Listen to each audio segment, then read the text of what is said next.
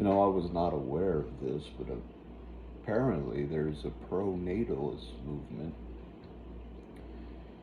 Pro-natalists essentially believe that there is a population concern, that the population rate is not keeping up. Like not enough people are having kids, or more and more people are not having kids. So there's a population concern. You know, when we're born, we come out of the womb kicking, screaming, and crying, and that makes me wonder,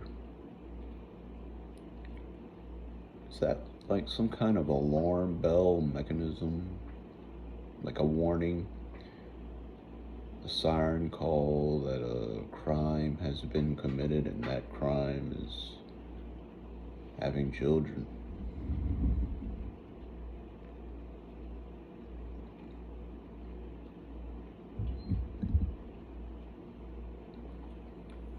I think that non-existence is preferable to existence, because when you don't exist, you don't feel any pain, and you're not missing out on any pleasures, because you don't exist to be deprived of pleasure. It's only when you exist, because we're born as these need machines, that we can be deprived of pleasure. And in nothing in life comes free. So it's also an imposition. It's also a burden. Since none of the pleasures in life come free, and the starting point is pain and suffering, you actually have to go out and really work for it and earn the right to have pleasure in life. Because the default position is always pain. So when I say non-existence is preferable to existence, I'm not being hyperbolic, even if my position may seem to be an extreme position.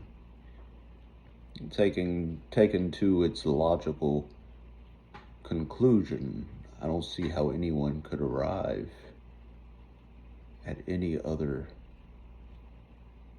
conclusion. So I've created a chart. Now that I know pro-natalists exist,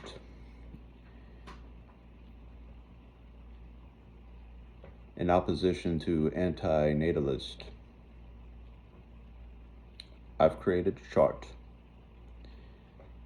On top of that chart is what I call superheroes. Superheroes are those who choose to not have kids, but adopt. Because there's a lot of unwanted children in need of loving homes and these adoption clinics. And so a family who don't have kids of their own but choose to adopt, I put them up on the top of the chart. They are the superheroes. And then there are those who choose not to have kids, choose not to adopt. Maybe they live alone, or maybe they have pets. Those are the good guys. Just under the superheroes who adopt children. The good guys, those who don't have any children and don't adopt, just living life. And then you have the bad guys. Okay? The bad guys. That's your average, everyday person. Maybe has one or two kids. You know, just a traditional family. The bad guys. And then there are the supervillains. Those are the pro-natalists. Those with 12, 14, 15 kids or more.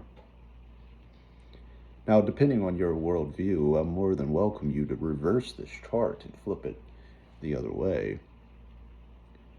But again, if you don't arrive at the conclusion that non-existence is preferable to existence, I don't know what kind of logic you're using, but we live in two different worlds.